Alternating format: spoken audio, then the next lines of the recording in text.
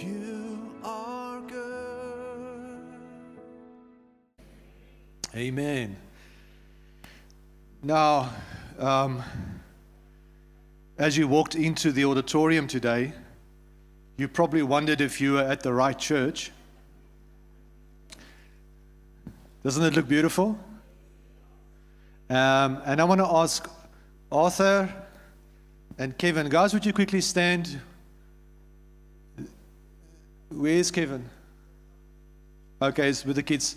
Arthur and Kevin have been building through the week. Can we just appreciate them? This is a wonderful, wonderful work that they've done here to make it nice. Thank you so much. Thank you so much. It looks beautiful.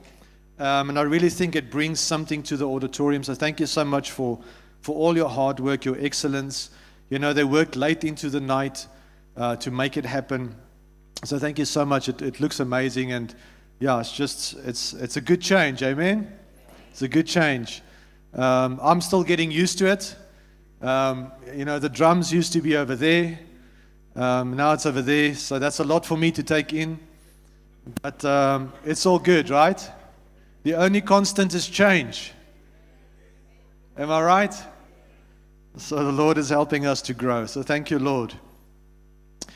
I want to continue my sermon series this morning on the book of Colossians. And we've been journeying through the book of Colossians. It's this amazing letter that Paul wrote to the church in Colossae. And there's some very specific things that he addresses to the church in Colossae. And so the sermon series is called The One and Only.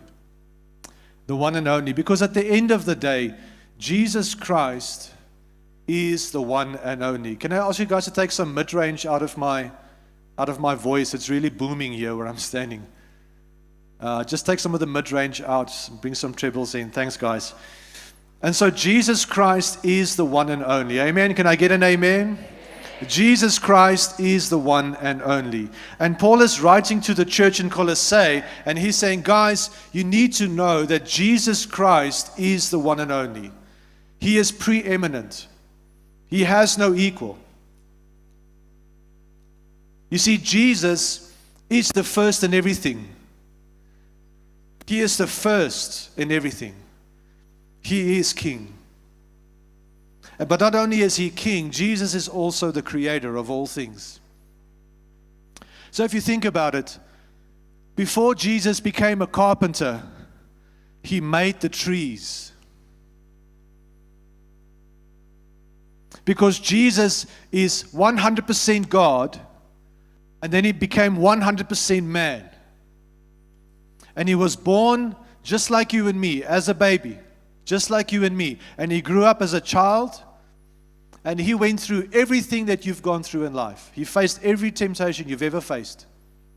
He became hungry, He was tired, He had to sleep, He had friends that He played with, He had to go to school, just like you and me. And then he began to work with wood as a carpenter. But if you think about it, Jesus made the trees. In the beginning was the Word.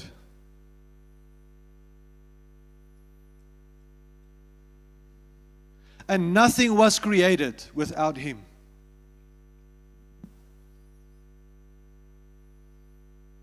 Before Jesus preached the Sermon on the Mount, He made the mountains so that He can have a pulpit one day to preach the kingdom. You see, Jesus Christ is the one and only. He is the one who we love, who we sing to. He is the author and finisher of our faith. Amen. And I want to encourage you in these days, don't take your eyes off of Jesus. There's a lot of things going on in the world. Don't take your eyes off of Jesus. He is the author and finisher of your faith. He is the only one who will never leave you. He's the only one who will always be with you. He is the one you can trust in, you can rely on, you can build your life on Him, as the foundation for your life, for your faith. Amen? And so I want to put a few maps on the screen for you. Can we just have that, that big map? So this is important. This is a map of the day when these churches were being planted by the apostles, right? So this is very, very early on in the first century still. And what you're looking at is on your far left, you see Italy and Rome. Do you guys see that? So there's a little yellow cross in Rome.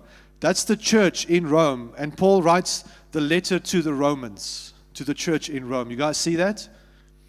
And that's where Paul is currently. When he's writing to the church in Colossae, he's in Rome, all the way to the left, almost off the screen. Can everybody see that? That's where Rome is. That's where Paul is, and he's under arrest. He's in prison. So he can't get to the churches because he's in prison. And so he starts writing letters, and praise God he did, because today you can read that letter to the church in Colossae. And that's how good God is. Amen. Even when somebody's in prison, God is not tied up. He can do anything He wants to do because He is God. Now, if you go all the way to your right, by the way, that's Italy, right there by Rome. All the way to your right, right at the bottom of the screen, you'll see Jerusalem. And that's where Israel is, Jerusalem. And then you have the Mediterranean Sea. Now, Jerusalem was the first church. That's where it all started. That's home base for the gospel.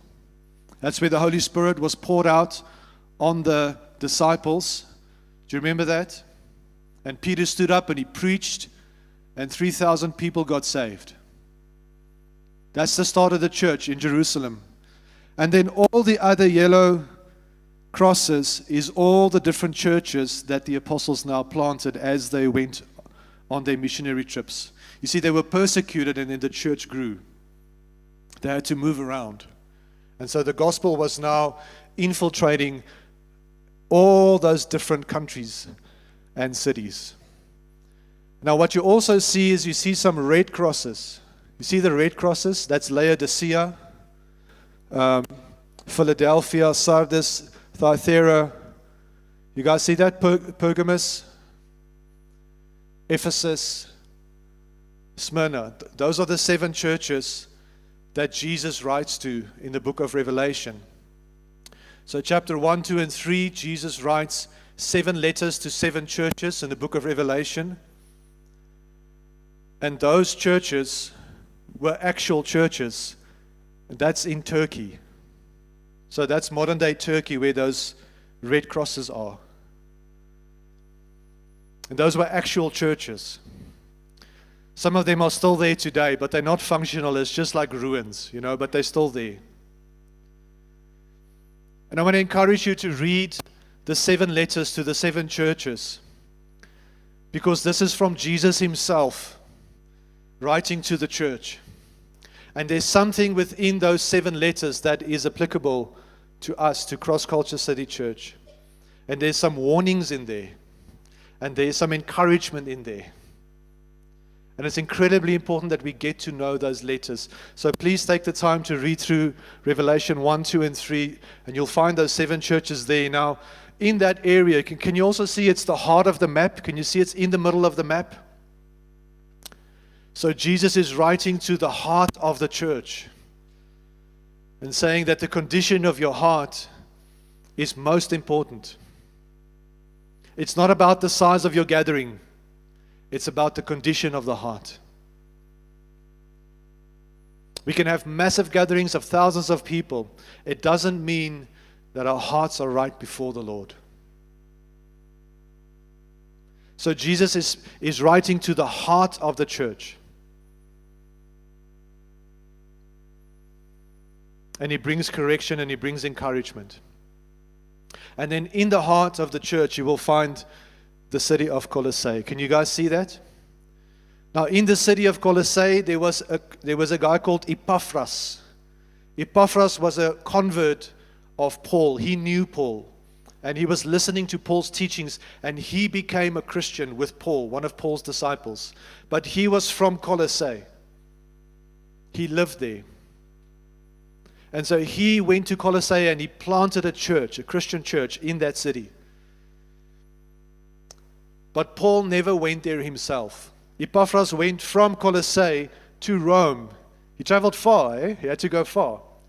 Went to Rome and said, Paul, I want to tell you how the church is doing. So there's a few challenges we have in the church, and there's a few good things. So he says, so the church in Colossae have been faithful in A, B, C, D, and E. He tells them a few things that the church have been doing good. But he also says, now there's a few challenges. And these are the challenges. And some of the challenges is this was a multicultural city. So in the church of Colossae, you had all sorts. You had Romans and Greeks and just all mashed up together. People from all different backgrounds and cultures. It's a little bit like cross-culture. Hello? Yeah. There were people from Nigeria in this church, and from the DRC, and from Namibia, and even from South Africa. You're wondering what am I talking about, Colossae or cross-culture? Talking about cross-culture. But in the church of Colossae, there were all these different languages and cultures and backgrounds and beliefs, and it was like a polytheistic mesh up of different gods. It's the God of music and the God of fertility and the God of rain and the God of this. And so these converts from all these like wild backgrounds were now turning to Christianity. But they said, well, can I bring some of this with me into the church? You know, I'm fine. I'll worship Jesus. I'll believe in him. He's one of the gods. And Paul is saying he's not. He's not. It's either you choose Jesus and you forsake all else, but you can't mix your past. You can't bring your past into your salvation. Amen? So if you come from Hinduism, if you have a background of Hinduism, you cannot bring Hinduism into Christianity. You have to leave it behind. You have to walk away from Hinduism. If you come out of Buddhism, you have to leave Buddhism behind. You can't bring Buddhism into Christianity because Christ is supreme. He is the one and only. If you come out of Islam, you can't bring Islam into Christianity. You have to leave Islam behind and become a Christian. You can't mix Islam and Christianity.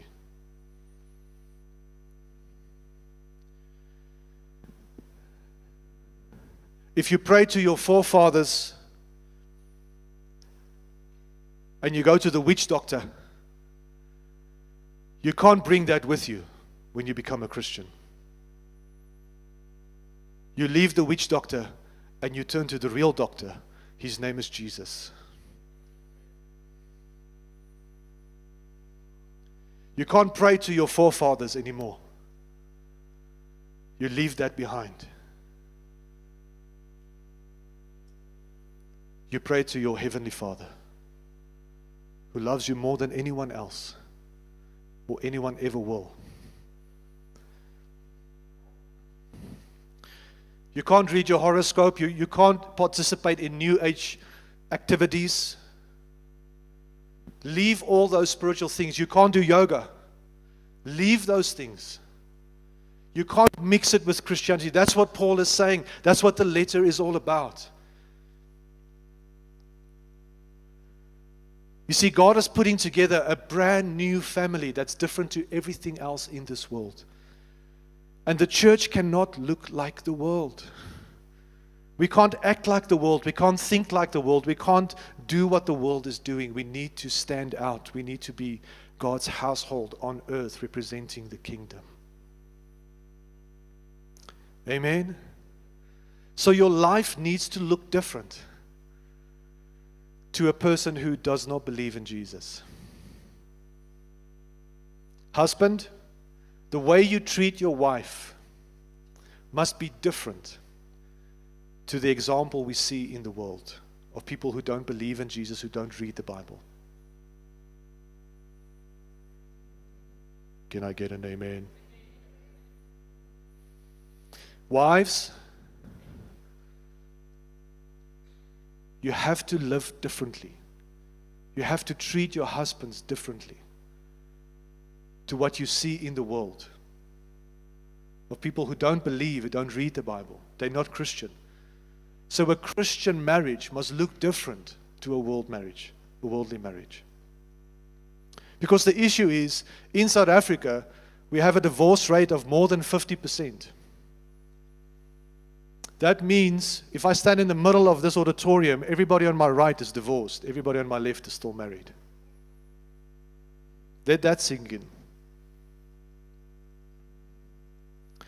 And it's the same in the church.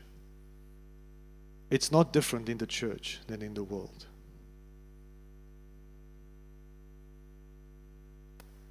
And Paul is saying, let it be different with you.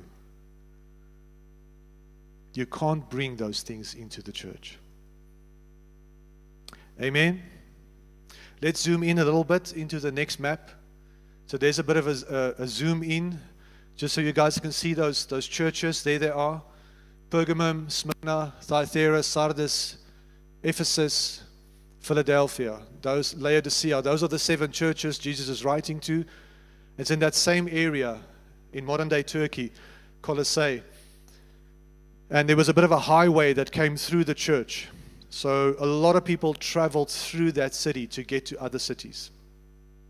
And they're from all over.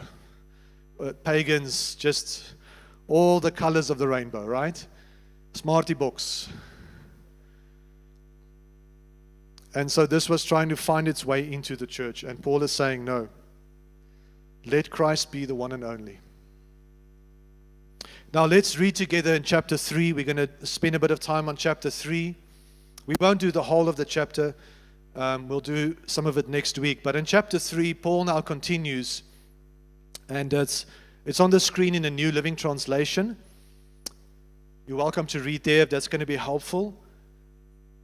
You're also welcome to read in your own Bibles if you can keep up. But it's a New Living Translation.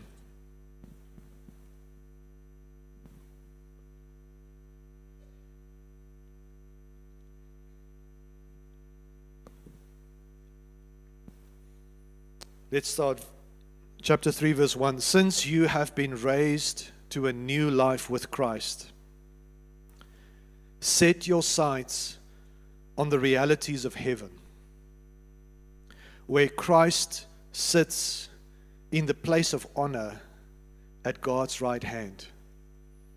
Think about the things of heaven, not the things of earth. For you died to this life, and your real life is hidden with Christ in God. And when Christ, who is your life, is revealed to the world, to the whole world, you will share in all His glory. Wow. That is profound. And so here's what Paul is saying. He's saying yesterday is gone. Can somebody say yesterday is gone? Yesterday is gone. You need to close that door. You cannot live as a prisoner of your past. Yesterday is paid for by the blood of Jesus. You don't have to live in your past. You can't bring your past into your salvation. Close that door. I mean, that's the whole deal. That's why there is a resurrection. That's why Christ was raised. So you can live in the power of that resurrection. So yesterday can't be your life.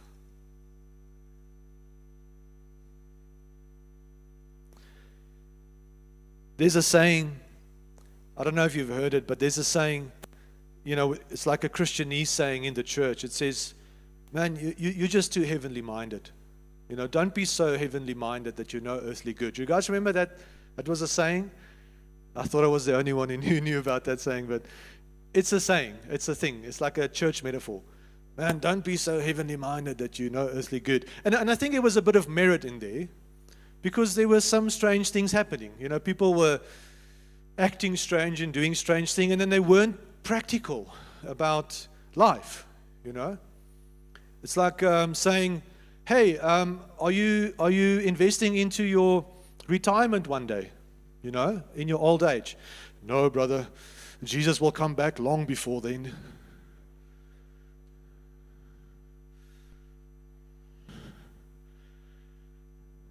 And if he doesn't? And so there was some of that happening. It's like people were hiding behind some sort of a spiritual thing, it's just being lazy. That's all it is. Sorry, man, I'm a very plain person. Sorry if that's offensive. You have to invest for your old day one day. One day you're not going to work. You have to have an investment. You've got to retire. That's just like 1 and 1 equals 2. Don't be spiritual about it. The Lord will provide. Yes, the Lord also gave you a brain to think.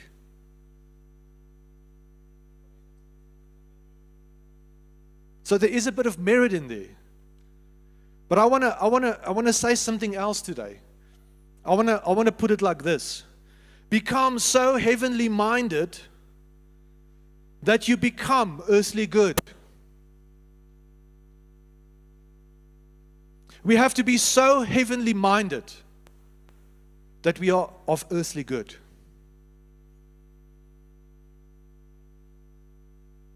And you think about it. What is the reality of heaven right now? If you put your mind there, what is the reality of heaven? Do you think there's chaos in heaven? Right? Do you think there's some sort of, like, people are just sick and they just can't get well? Do you think is there unforgiveness in heaven? Are people walking around with a grudge? Bitter hearts. What is the reality of heaven? Think about God's provision. Is heaven like a poor place where people are in lack and they just can't pay their bills and they're just drowning in debt? Is that heaven? That's not heaven. When we read about heaven, there's something completely different happening. And God is saying, He's saying, think about the things of heaven. Because you can represent heaven right here, right now. Jesus prayed it. He said, as it is in heaven, let it be done on the earth. Pray that. That's what Jesus said. As it is in heaven, let it be done on the earth. Let it be done through my life. Let it be seen in my marriage. Let it be seen in my family.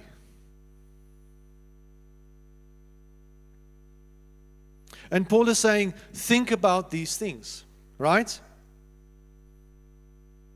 Invest your life in Jesus. Paul is saying, it's the greatest investment you can make. Who of you love investing? There's only 5 of you. Lord, help us. By the end of this sermon, you're going to love investing. Amen?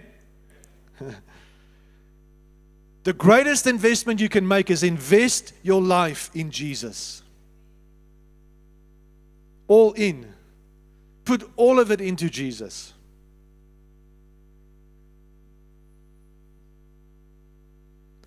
The return on investment is out of this world.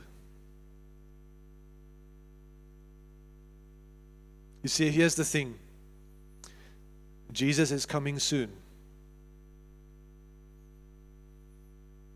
When is soon? I don't know when soon is. But I know He's coming. And I know that today we are closer to the Lord's return than we've ever been in history. And tomorrow we will be even closer. I don't know when He's coming. I don't have a date. No one knows the date.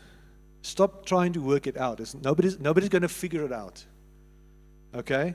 Just be ready with a full investment in Christ, because the return is out of this world. And that's what Paul is saying. Be heavenly minded. Invest your life. When He is revealed to the whole world, you will share in all His glory. It's the greatest investment you can make. Let's continue to read verse 5. So put to death the sinful earthly things lurking within you, having nothing to do with sexual immorality, impurity, lust, and evil desires. Don't be greedy, for a greedy person is an idolater. Stay away from the love of money. Don't let the love of money come into your heart. It will stand between you and God, because you will hate one and devote to the other. You can't serve both. So don't be a greedy person. Don't love money. Amen? You will be an idolater, worshiping the things of this world. Verse 6, because of these sins, the anger of God is coming. You used to do these things when your life was still part of the world, but now is the time to get rid of anger and rage and malicious behavior, slander, and dirty language. Don't lie to each other, for you have stripped off your old sinful nature and all its wicked deeds. Put on your new nature and be renewed as you learn to know your Creator and become like Him. Verse 11, in this new life, it doesn't matter if you are a Jew or a Gentile, circumcised or uncircumcised, barbaric, uncivilized, slave or free. Christ is all that matters. He lives in all of us. And I want to say today, Cross Culture City Church, no matter where you come from, no matter where you were born or where you grew up or the language you speak, Christ is all that matters. For He lives in all of us. All of us. Paul is saying that someday is Judgment Day. It's coming. Sometimes we think people get away with things, and I know the feeling. But someday is Judgment Day. It's coming. Jesus is coming. And so daily repentance is part of the journey. And I want to remind you, I want to encourage you. If the Holy Spirit brings conviction over your life, if you did something or you said something and you feel there's a conviction from the Lord, you shouldn't have done those things, or maybe you dropped the ball on something, maybe you participated in one of these things on the list. Turn away from it. You have a new life. You have a new nature. You don't have to do those things. You don't have to lust or live like a immoral, like sexually immoral. You don't have to do those things. You have a new life in Christ. And you can turn away from those things. Amen. That's why He came. That's why He died for us. Set us free. Amen. And so the renewed mind is a process. You have to go after it every day. All right? There's going to be challenges along the way. There's going to be temptations. Okay, we're all going to face those temptations, but you're going to have to think differently about things. You have to go after it. You have to be intentional. All right? Do you remember that saying from Billy Graham? It's one of my favorite sayings. You can't keep a bird from flying over your head. but you can definitely keep it from making a nest in your hair. Right? And so we have to think about what we're thinking about. You have to engage your thought life. It's a process. But not only is it a process, it's also an invitation. Now, since God chose you to be holy, a holy people that He loves, you must clothe yourselves with tender-hearted mercy. So Cross Culture, I want you to be very, very tender-hearted and merciful to one another. There's going to be opportunities to be offended. There's going to be misunderstandings. It's going to happen. But be very merciful towards one another. Be tender-hearted, especially to those who don't believe. Those who don't know the Lord, especially to them. Be very merciful. All right?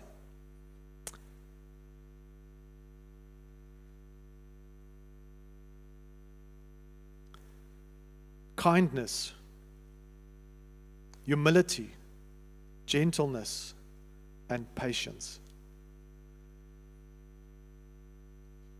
I don't really go to the other parts of Joburg often. I'm mostly here in the south. So I don't know what the rest of Joburg is like, the traffic. I don't go there much, but I tell you what, in the south, yes, we need a bit of patience on the roads, eh? Jinder. You come up Klip River, you have guys driving on your bumper.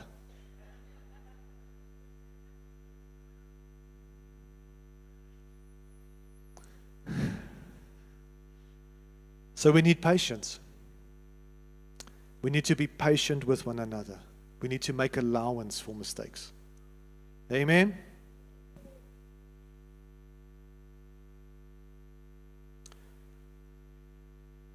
Verse 13. Remember, the Lord forgave you, so you must forgive others. Above all, clothe yourself with love, which binds us all together in perfect harmony. And let the peace that comes from Christ rule in your hearts. For as members of one body, you are called to live in peace and always be thankful. And so Paul is saying that we are God's holy people. And what it means to be holy is it means to be set apart for Him. Right? So we can't share our lives with the things of this world.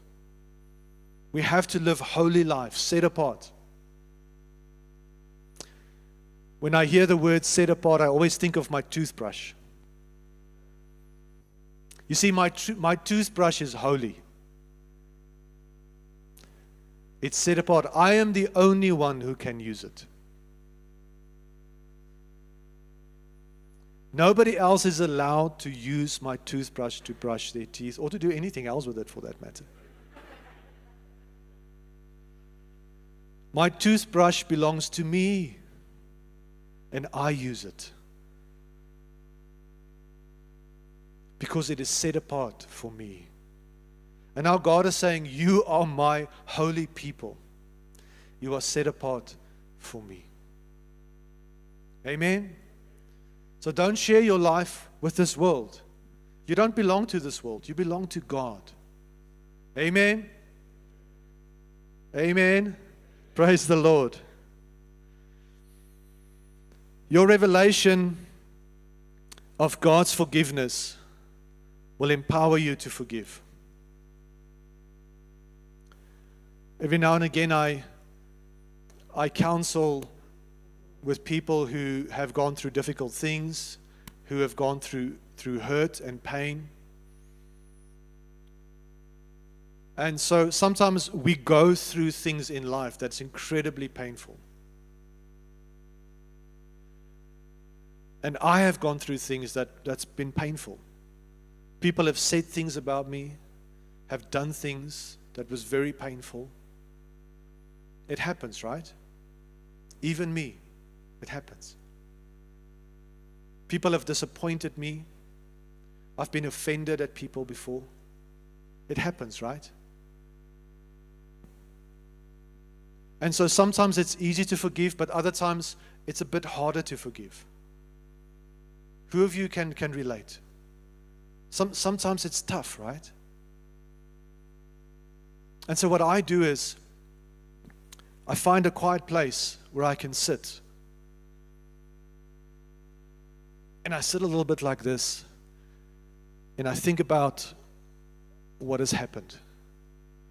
And I'm angry and I'm hurt. And then what I do is I begin to think about the cross of Jesus. And in my mind, I take myself to that place where I think about the cross of Jesus Christ. And I think about how God became man. And I think about why He did it. What would drive Him to do this? And then I try and picture what it must have been like to be on that cross. What it must have felt like. Physically. The pain. Being whipped 39 times. That's a death sentence. To be unrecognizable as a human, as a person. To have your beard being torn out of your face. Being slapped around. Until they couldn't recognize Him. Completely stripped naked. The shame, the mockery, and then driving the nails through His hands, and then waiting for Him to die. And I take myself through it, and I wonder why did He do this? What was driving Him to do this? That He never spoke up, never defended Himself, but laid down His life. And I think about the resurrection and how He appeared to His disciples. And I think about how He ascended and where He is right now, praying for me, interceding for me, getting things ready. And one day I will see Him. Do you know why He did all these things? Do you know what the motivation was? It was love. He had you in mind when He did these things. And I think about all that He's forgiven me for. It's a lot.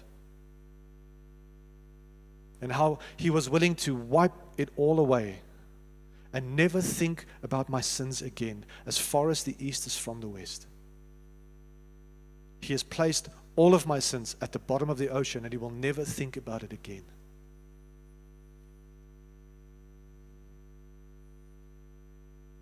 And then I think about what I need to forgive, and it doesn't compare. It's so small. And when I have that revelation of God's forgiveness, it empowers me to forgive others. Because here's the reality of heaven. There's no unforgiveness in heaven. You need to know there's no unforgiveness in heaven. Right? And that's how I do it. And I can get myself into that place because of how much God has forgiven me.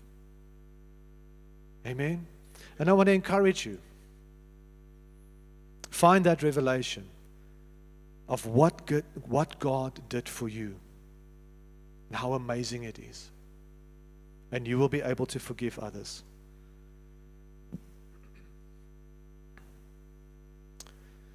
The Lordship of Jesus will produce peace.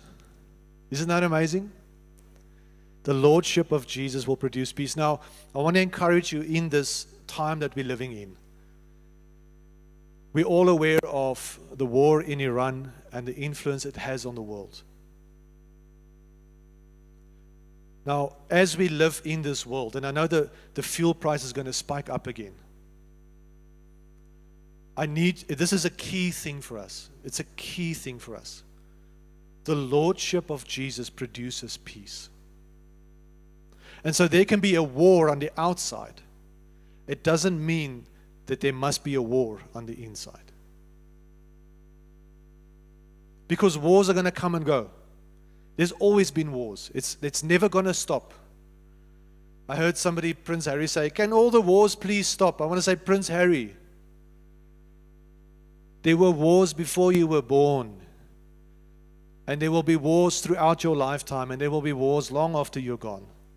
It's just the way it is. And it will influence globally. It will. But just because there's a war, just because inflation is going to go up and interest rates are going to go up and fuel prices are going to go up, am I scaring you? You know about these things, right?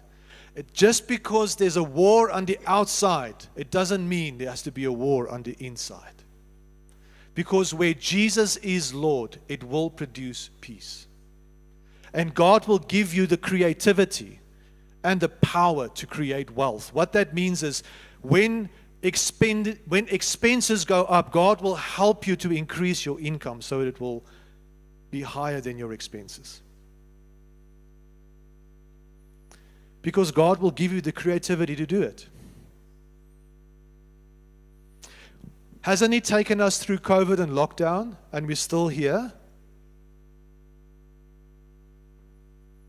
And when Russia invaded the Ukraine and the oil price spiked and we're still here? Hello? Because God is with us and there's peace on the inside. And whatever we face on the outside, the chaos that we live in, it doesn't have to mean the chaos needs to be in us. Because Jesus is Lord. And where the Lordship of Jesus is, there is peace. And God will help us. He will help you to grow your income. He will. Just don't panic. He hasn't given us a spirit of fear, but of power and love and a sound mind. No matter what happens on the outside, greater is He that is in me than he that is in the world. Can we give God praise? Thank you, Jesus. You see, gratefulness is a choice. You can be grateful every day of your life, no matter what happens in this world. Thank you, Lord, that I have a car that I can put expensive fuel in. Because if you didn't have a car, you would be walking. Amen. Thank you, Lord, that I have a job that I can drive to.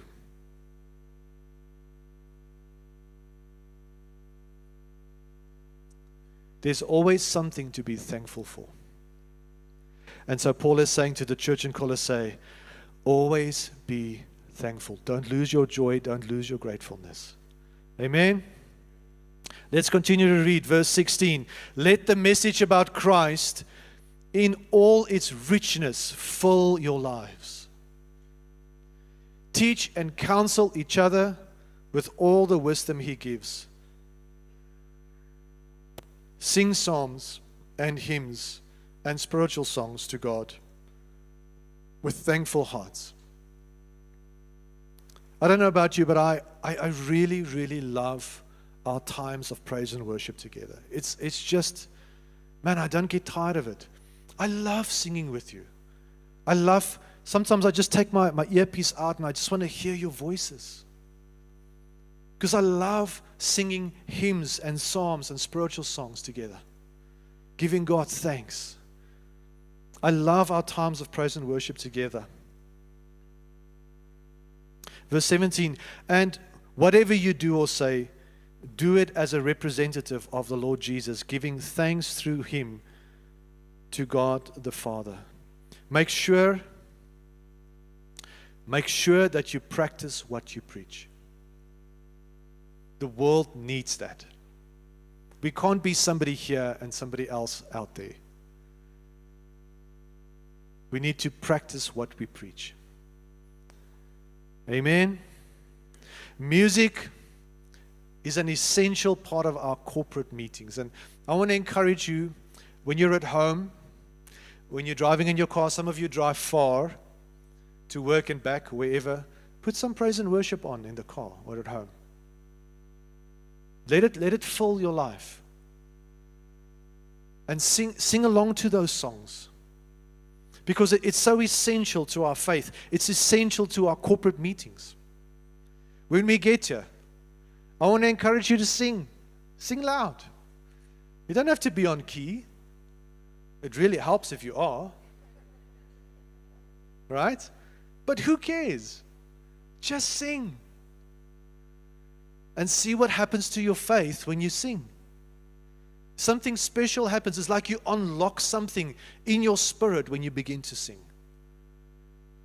And I tell you what, when I sing so loud. I sing for me. I sing for the person standing in front of me. I sing on their behalf. I sing for the person next to me and behind me. I sometimes sing for all of them. You know what I'm saying? I don't know if I'll get another chance to do this. I don't know what's going to happen tomorrow. So I'm going to make it count. By the time I walk out that door, there's not much left of my voice. Because I'm going to make it count. Because He's worthy. He's so worthy of every note I sing, of every chord I play, every time. There's no end to His greatness. So I want to ask you, just sing, Sometimes I know some of the songs are like new, and some of them are a bit older. And when you sing the older songs, the younger people say, please, can we sing newer songs? And when you sing newer songs, the wise people say, can we sing older songs? There was a yes at the back. And so we try. So we try and put a song list together that kind of everybody can sing, right? Just sing. See what happens. It's so essential to our walk with God.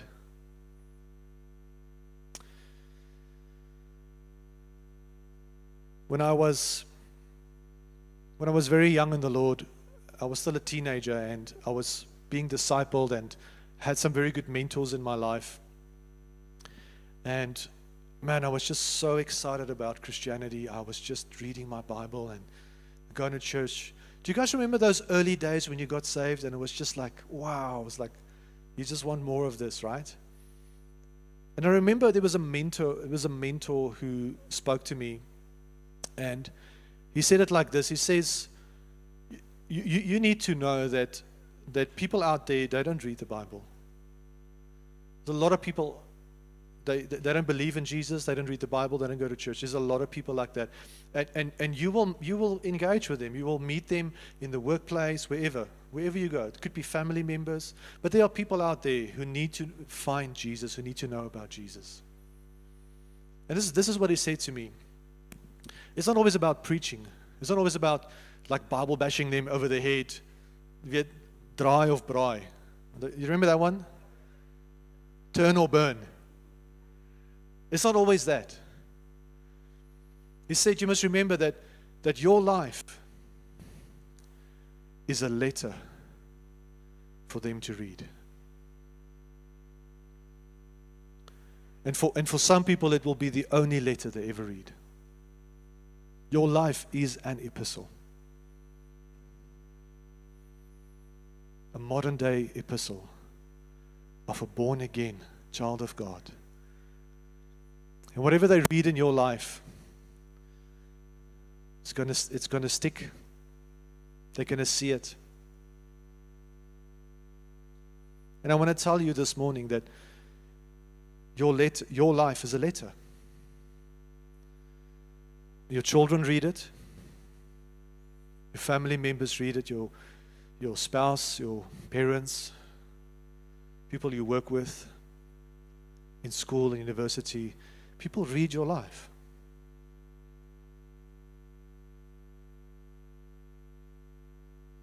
It's a letter. And when they read it, may they find Christ in that letter. May they find the Lord with you. Amen. And so I want to conclude today. You don't have to live as a prisoner of your past. Yesterday is gone, and you can close that door behind you. And the renewal of your mind is a lifelong process, and we must be intentional about becoming more heavenly minded so that we can be of earthly good. The greatest investment you can make is to invest your life in Jesus. The return on investment is out of this world. It is of eternal value. Someday is Judgment Day. And that day is coming. So be aware of the way you live, and remember that daily repentance is part of the journey. The renewed mind is a process and an invitation to know God. He has called us, and we are set apart for Him. God's grace is so amazing, and when we have a revelation of this grace, we can also forgive others the way God forgave us. And wherever the kingdom is, there is peace. Gratefulness is a choice, and always remember to make sure that you practice what you preach. And then music, praise and worship music is essential it's an essential part of our lives. All right? It's essential to our corporate meetings. When we gather like this, we're going to sing. We're going to sing to Jesus. It's wonderful. Remember that your life is a letter that people will read. Let's pray. Lord, we thank you for amazing grace and amazing love. The way you love us, God. And we choose now in Jesus' name to give our lives to you and to make you the one and only. In Jesus' name, amen. Folks, thank you so much for being here this morning. May the Lord bless you. Shalom.